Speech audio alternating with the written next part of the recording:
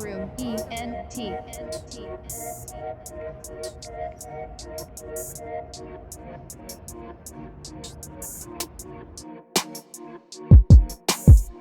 Yeah, we want all the smoke, we want all the action.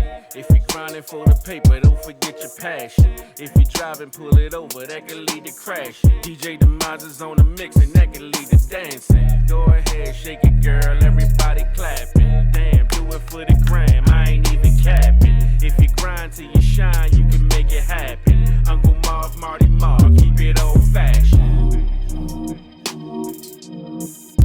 The Keepin' It Old Fashioned Show.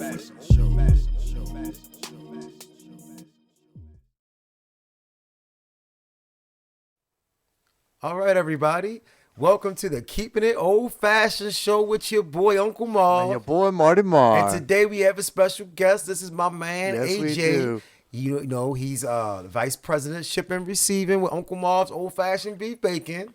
And we got him here today because our main topic is going to be confirmation bias. Yes, it is. And this young man has a unique story, and we like to, let a little experience that he had in his life, let him offer some insight onto confirmation bias. And as always, Marty got them Marta facts for you, son. And we also going to find out what makes Marty mad. As always, we're going to have a dope mix. DJ Demise is going to have something dope and special for you guys coming this week. So stay tuned in. Now, if you listen to us through podcasts, through whether it's Spotify, Apple Podcasts, Google Podcasts, iHeart Radio, or any of those places that you get your podcast regularly, we'd like to welcome you. Make sure you look in the description to be able to get the link to download the mix.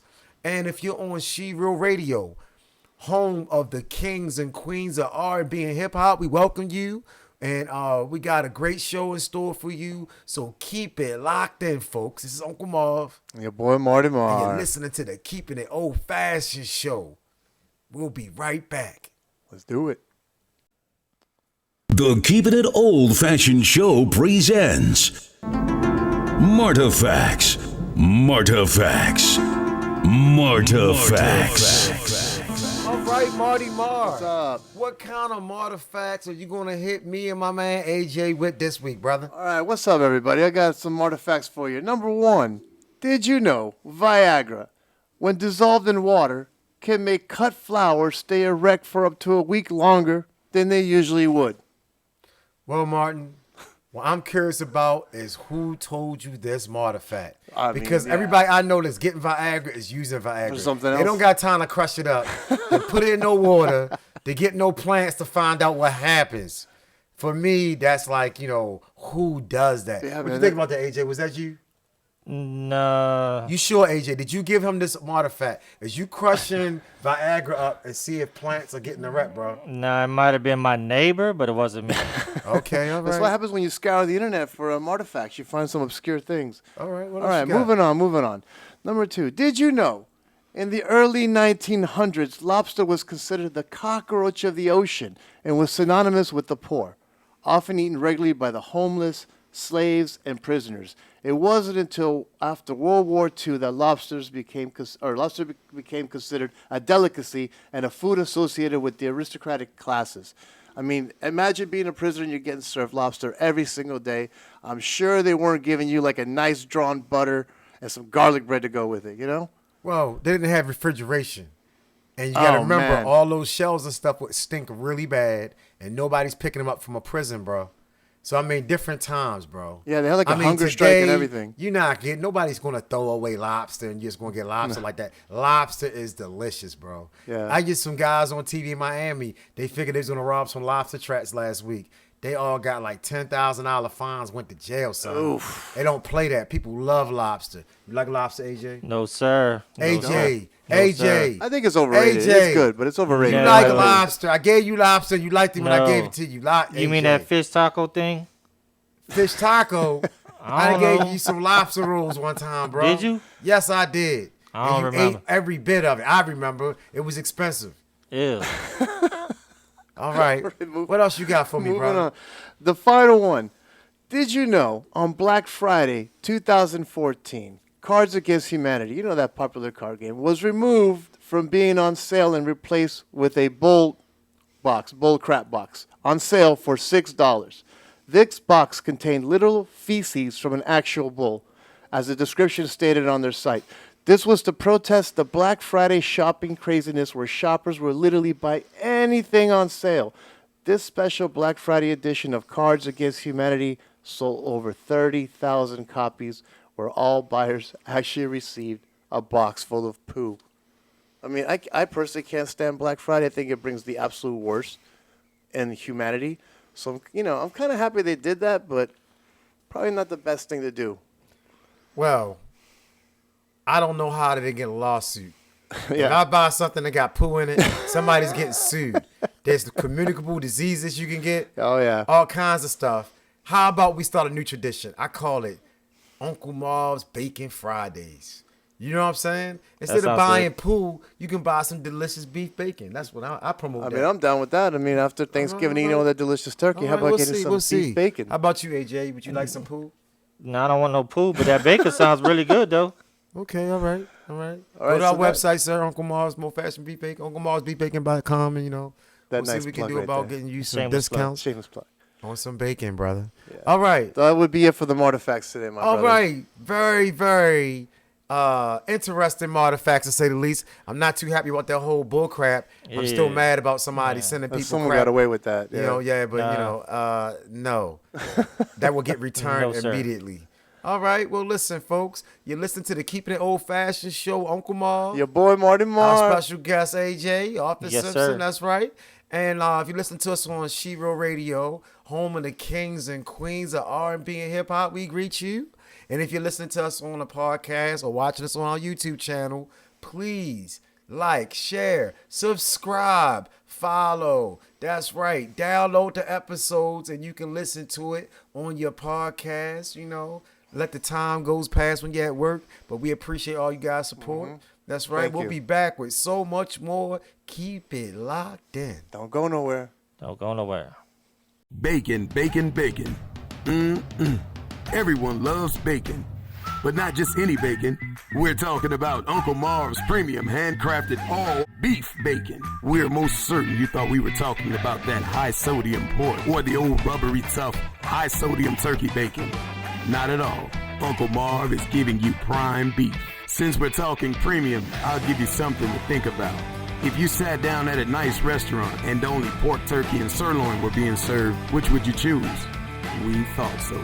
Uncle Marv's premium kosher handcrafted 100% beef bacon comes in over 200,000 different flavor combinations. All USDA grade A prime and Wagyu beef. Our bacon is smoked. It's the best bacon on earth. For more information, log on to our website, www.unclemarvsbeefbacon.com. Uncle Marv's Old Fashioned Beef Bacon. Follow us on social media at Uncle Marv's Beef Bacon. The Keeping It Old Fashioned Show presents What Makes Marty Mad? I'm really mad, bro. All right, Marty Marr. What's up? What perchance makes you mad this week, sir? Oh, man. This one, I think, is just not me. I think this makes a lot of people mad. I've seen it make you very mad. But phone zombies. What exactly is a phone zombie? Nowadays, you see people that are constantly in their phone no matter what. They don't pay attention to anything. The rest of the world doesn't matter. I mean, I see them crossing the street. They're not paying attention to traffic, driving with their phones. I've seen people on their bicycles in Miami Beach on the phone. I mean, what are you doing? Let me give you an example. I was going downstairs to my car, so I got in the elevator. And when the elevator door opened, there was a father with his son. He was staring with the phone, in the phone, wasn't paying attention to anything as his son ran out the elevator door. And I was looking at the son, looking at the father. He didn't pay attention. The elevator door started closing, and it almost closed on his son, so I had to make sure he didn't get hit by it. And the whole time, again, the father didn't look up. So we're riding the elevator down. I'm thinking, man, that man must be looking at something really serious on his phone. So we get out the elevator. I get in my car. And we go down, or I go down, and I see the same guy with his kid walking down the sidewalk, with his son again, but he's still paying attention to his phone as his son goes down the curb and starts running in traffic, almost getting hit by a car again. I'm like, I cannot believe that this guy's phone is more important than his son. And it happens everywhere that I see that people are paying attention to nothing else but their phone. I mean, the real world can kill you if you do not pay attention to it. Well, Martin, you're absolutely correct, but there's also some misunderstandings. I think you're much too hard on your neighbor. I'm going to tell you why, Martin. You don't have any children, Martin. Like, before phones even came out, dads would find reasons not to pay attention to their kids. It'd be their Walkman. It'd be a tree. Look, Aristotle, what's that big bright thing? That's the moon, sir. Like, wow. You can see it in the daytime sometimes. I mean, that's just how humans are. We never pay attention when we should. And phones, yes, phones make it worse. It's an amazing I mean, invention, lots of people but come die. on. They walk off cliffs. They walk off buildings. They walk into traffic because they're looking at their phones. Mm-hmm. But they also looked at their Walkmans, their Zunes. They looked at tarot cards, I'm sure. I'm like, bro, they looked at lots of things and like bad things happen. It's the nature of human beings, right? Yeah. I know people got ran over. How do you get run over by a horse in a stagecoach, bro? I mean, it happened. People just step out there. They hear the horse coming, but they're busy looking at the most wanted poster and thinking about Or the little you know, stopwatch that they had back in the yeah, little pocket whatever. watch. I mean, people find a reason not to pay attention. AJ, how do you feel about phone zombies, sir? I personally hate them because why do you have to take a picture and you're at Niagara Falls and then you actually fall? Oh my and God, that you're happens gone? every year, doesn't it?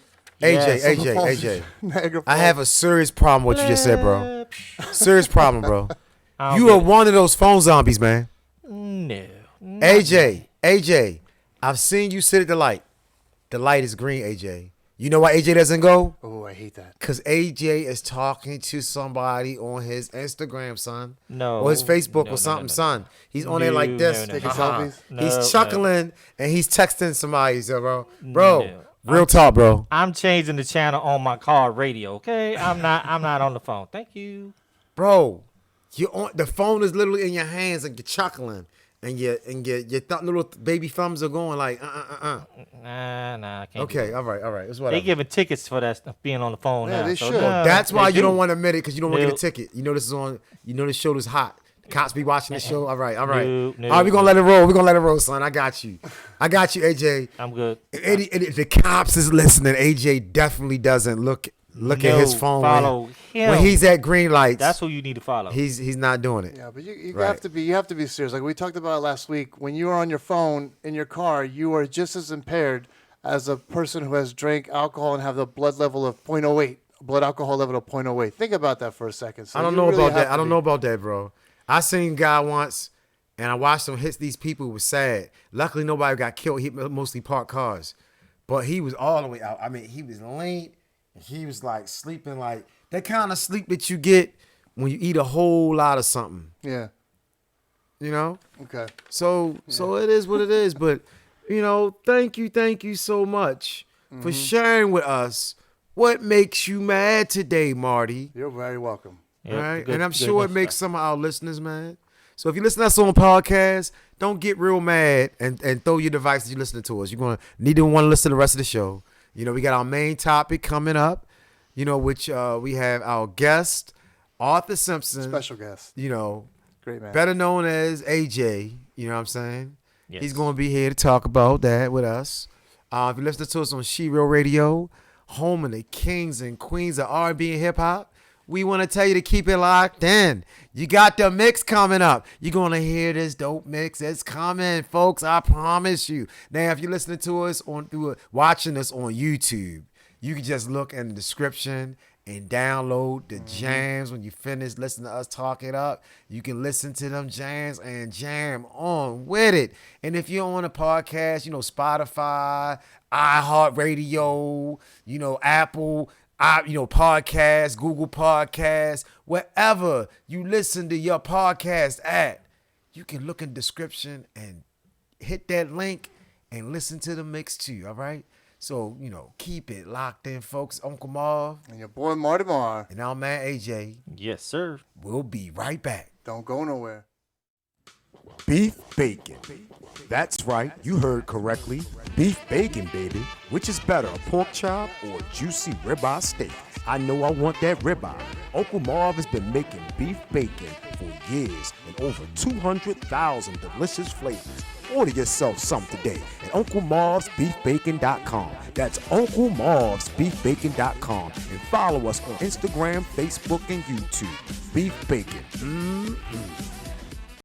All right, folks, we're back, and We're you're back. listening to the Keeping It Old Fashioned Show, Uncle Marv. Your boy Marty Marr. And this is our special guest, Arthur Simpson. You know, he's been a long time friend. He's also our vice president of shipping and receiving for Uncle Marv's Old Fashioned Beef Bacon Company. The best bacon on earth. Welcome, up? my brother. What up? Now, today's topic, we want to talk about confirmation bias, right?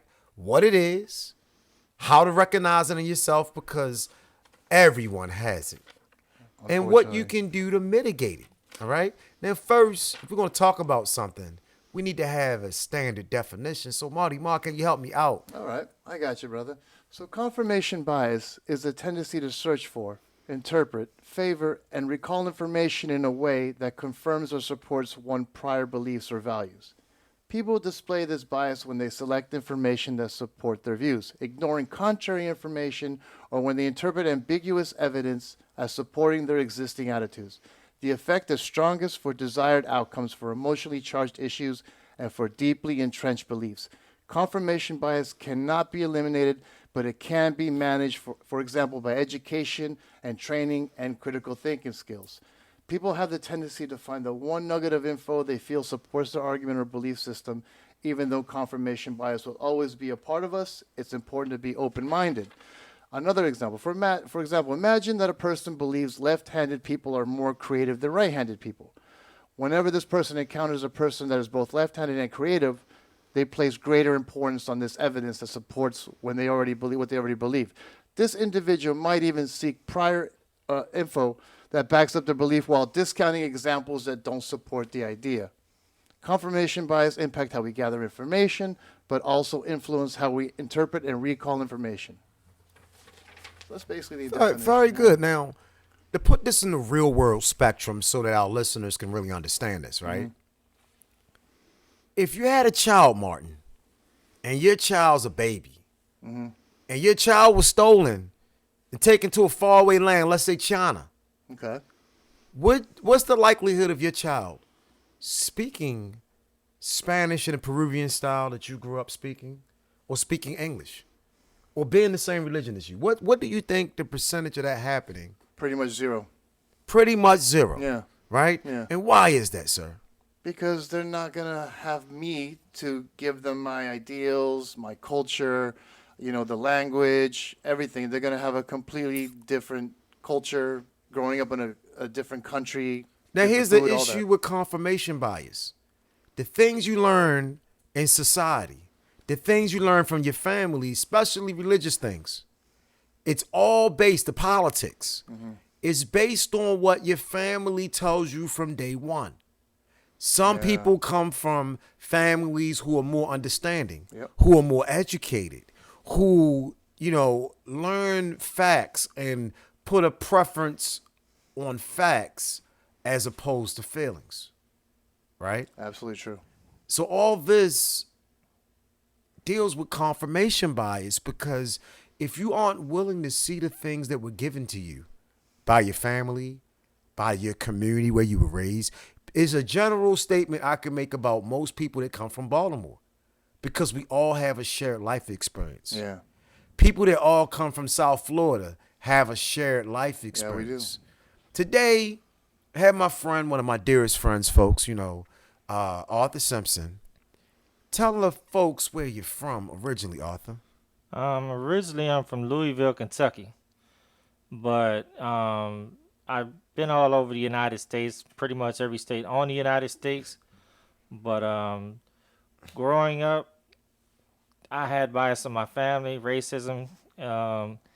My father, he was ex-military, and his views on anybody except his own color, if you will, he was just at all. He was sick or whatever, and he sometimes would say stupid stuff and then get into fights. But me and my brothers and sisters, we wasn't really down with that, or my mom. Like when we went to school, we socialized with African Americans, Spanish, whoever. Matter of fact, where we lived, the house next door was black. There was only two houses, ours and theirs. My father forbade us to go over there. You couldn't play with them, you couldn't socialize with them. But what we would do, as soon as he leave, he gone to the bar or whatever, we know he gonna be gone for like 6, 7, 8 hours. We go next door, hang out, play football, baseball, go to the town and do whatever. Well, let me ask you this, Arthur. This is important. Important question. Would you say that it was your dad's confirmation bias because of how he was raised and the little experience that he had with people of other nationalities impacted on what he thought of everyone within that nationality? I would think so, but I have a problem with that. I did say earlier he was in the military. So I'm pretty sure in the military there was other ethnicity there besides him. Well, let me tell you something that you might want to understand this, especially your dad was during the Vietnam War era, right? Right. You got to understand this. Contrary to movies, the military is very polarized when it comes to race relations. Is it really? It wasn't until recently very much that you see a lot of diversity because a lot of times you're in there with people that outwardly are racist and you tend to stick with who you're more comfortable with, people in general. Now, after you learn a certain job description, if you had people from other like ethnic groups and you were a smart individual, you would get along fine. But it tended to be, in the Marines at least, all the racist people kind of pulled together. All the non-racist people kind of pulled together. Yeah. So if you was racist, then you were only comfortable around people who were exactly like yourself. Right, I get it. I never seen much of fun in that because that's not why I went in the military. I went in the military to see the world, not to stay isolated from it. Yeah. Right. So for me, it seemed like that would be the wrong place for a bigoted person to even want to be. But you have them there. So Yes. let's move on. Let me ask you this, what kept you from not getting confirmation bias when it came down to understanding that people were all basically the same? It was kind of easy for me. Like in elementary school, I used to get into a lot of fights, but I would get into fights, with different, race, colors, or whatever. And then one day out the blue, I had a fight with like 3 Spanish kids. All of a sudden, African American kid that I kind of knew, he was in my class, but we never really like talked. He jumped in and started swinging on the peoples. So he had my back. I was like, Wow. I was confused. I thought he was gonna snuff me on the low, but nah, he was getting it down. And then we handled our business, whatever. And then I was sitting down, kind of a little woozy because I did on 3-on-1. And he came over to me and said, "You okay? You good? You all right?" I'm like, "Yeah." And I kind of looked at him like, "Why you help me out?" He said, I can't really say what he said, but he didn't really care for the Spanish people jumping on me because they was known for that in the school. And he was just cool. And I was like, he asked me, like 10 minutes later, "Yo, you want to come to my house?" I was like, "I'm cool with that, whatever." And we just vibe. And I've always been an open person, an easy person. I vibe with anybody ever since I was little. I used to watch my brothers and sisters, so I knew they hung with other people. They other colors. It wasn't just So at the time, let me ask you this: you're still talking about Kentucky, right? Your life there, Yeah. right? So you move shout out to Wilma. That's like my mom's away from moms. You know what I'm saying? Your mom, she split from your dad. She got the courage at some point Yeah. to leave your dad, right? Yes, Lord. And when she did, what was the next, like one of the major cities you moved to next? You lived in New York for a while, right? Yeah, and we lived in Queens. We lived in Queens, New York. Shout out to my peoples in Flushing, Jamaica, and Astoria. You know what I mean? But Okay. all through there. It was the same thing there, except we had a lot in the projects we stayed at. We had a lot of Spanish folks that came mostly from the Dominican Republic or from Puerto Rico. They didn't speak English much at all. So they had, I'm gonna say, their own bias because they didn't get along with us because we didn't speak the language each other spoke. Yeah.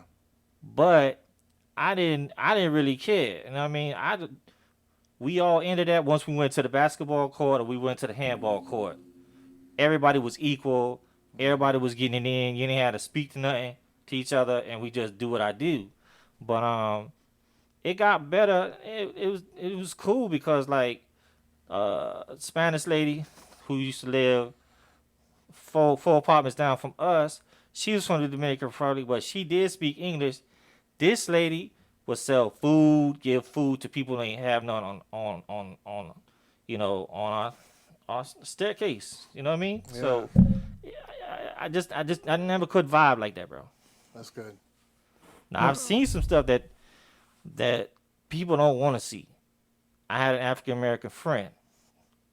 We was in Georgia. Now the things that I seen there is just not cool. You know, you driving in a convertible late night, kind of got lost, and then you look you look in the front, you see some fire. You think it's somebody doing a bonfire or whatever, having a party, whatever, and you get a little bit closer and you realize that's a burning cross. Oh, wow, bro. So you kind of realize, man, we need to go and we need to get it out of here quick. And unfortunately, I've ran into some of them people, not those that it was at that time, but had to go to I accidentally ended up in a Klan meeting. Wow. Well, let me ask you this before we get in like the specifics of that, right? Now, as a black person, right? I've had other friends, in the Marines. I had people tell me this, right? And I just want confirmation. You're a white guy, right? Mm-hmm. How often is it that you're around other white people that don't know you? They don't know what kind of a stand-up and loving human being that you are, regardless of how your dad's confirmation biases had him being a bigot. Right. They don't realize how you are. Right. How often is it that you hear people spread disinformation about other racial groups that basically come out and just say racist things in front of you, thinking that because you're white that you're going to subscribe to that same kind of thinking? Question. That's a great How question. often has that happened to you? Has it happened to you in your life? Quite a bit, actually. I would assume, yeah. Quite a bit. I mean, I've gone to, let's see, I was in Fort Worth, Texas. Again, I was with an African American friend. We went to a diner. Right. Everybody in there was Caucasian, and everybody turned. As soon as we opened the door, they looked and just flat out stared at us going in, sitting down. Then I knew something wasn't right. Besides that, the waitress, the place was kind of empty. That lady didn't even come ask us if we wanted water, nothing for like 20, 25 minutes. And after a while, we were just like, you know what? I don't think we need to be here. So when we walking out the door, somebody threw like an ice cube or something. They threw it at us. It missed.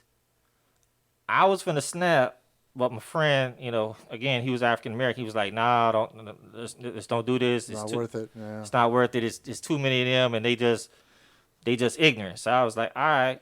So we left. It's situations like that. I've had people call me the end lover, all kind of stuff. I like to date African American women, Spanish women, white women, and a few times, people like, "What are you doing with her?" I'm like, "What's wrong with her?" Let me She's ask fine. you. Let me ask you this, because I want to bring you up to a story you told me once, and I think this is the one you're about to go into before I interrupt it. But you met this young lady. Yes. And you had some interest. And where was you at the time? What state were you in at the time? At that time, I think I was still in Kentucky at that time. Okay, and then go ahead, pick the story up. What happened? What happened? Where were you invited to? What happened? Yeah, the thing of it was, I was beefing with my roommate that I had at the time. So this one stayed in like Louisville, but I was beefing. I was like, you know what, I'm out of here. But da da da. And I went to the bar, and I was kicking it, doing my stuff, whatever. And I met this, this white lady, cute, whatever, you know what I mean. So we were just vibing, and she was like, "Oh, that's sad that your friend kicked you out." Blah blah blah. And at the time, my friend was he was he was black, and my other roommate was Spanish. So again, we was all just beefing, and I was just like, you know what, I'm bouncing. So she was like, "Oh, that's messed up what they did to you." Blah, blah, blah, blah, blah. I was like, "Okay, yeah, whatever." And then she was like, "I have an extra room in my house. You know, if you want to come stay." So I was like, "Okay, I'll chip in on food, money, whatever, gas." And she's like, "Nah, you ain't gotta do all that." So okay, cool. So everything was vibing real quick, and then she ended up taking me to a clan meeting. Whoa. Yep, a clan meeting. I did not know it was a clan meeting. She said it was church, Wow. but Church. nah, it wasn't church. I didn't like the rhetoric, and I was like, "No, I'm out," and I bounced. So I mean, so it does happen when a lot of people think that there's no one around. A lot of racist stuff gets said, right? Yes. Now, I was always told there's two kind of people: people to stand up and correct it right then and there, without me having to be around, or people that only correct it if they think another minority's around to hear it. Would that be reasonable? Yes. And what kind of person are you? Which group do you fall into? Do you feel like, well, I just need to stay quiet because I don't want no trouble? Or do you correct it when you hear it, no matter who it is or who you're in front of? I always try to correct the situation because I feel like it's not fair that you could just spread your hate or whatever you want to say, without somebody saying something back. I mean, no. All right, heard. Great answer. And listen, we appreciate you coming to spend a little time to talk about confirmation bias. Remember, folks, confirmation bias is understanding that you're not God. You don't know everything. That just because you learned something or was taught to you doesn't mean it was correct. Doesn't mean it's factually right. Doesn't mean it's morally right. Correct. It's up to you to dig in deeper, to really figure out what's important. We all have to live together, and it's important that each of us as individuals take the time to learn what's factual. Take the time not to be hurt because somebody looked a certain way, did something to us, which is unfortunate because every group of people has their criminals. Every group of people has ignorant people within them. Every group of people have people that just live to be anarchists. We have to rise above that and look for the beauty and joy in one another. You know what I'm saying? Because not everyone that looks like you is your ally, and not everyone that looks different from you is your enemy. Yeah. And with that, we'd like to thank you for listening to the Keeping It Old Fashioned show. We try to do different shows every week. Some shows we try to be uplifting. Some shows we try to dig into scary and crazy things and entertaining things. Real things. And some more real, more things that we apply to our lives. I'd like to thank you for joining us. If you listen to us on podcasts, make sure you like, share, and definitely subscribe and follow. If you're listening to us on She Real Radio, home of the kings and queens of R&B and hip hop, we thank you for listening. As always, it's your boy Uncle Marv, Your boy Marty Mar. our special live guest AJ. We'd like to thank you. You know what I'm saying? And until next time, keep it old fashioned on the Keeping It Old Fashioned show, baby. We're out. Peace. Peace. Locker room ENT.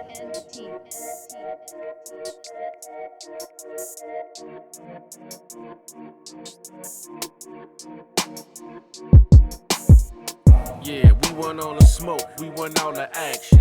If you're grinding for the paper, don't forget your passion. If you're driving, pull it over, that can lead to crashing. DJ Demise is on the mix, and that can lead to dancing. Go ahead, shake it, girl, everybody clapping. Damn, do it for the gram, I ain't even capping. If you grind till you shine, you can make it happen. Uncle Marv, Marty Marv, keep it old fashioned.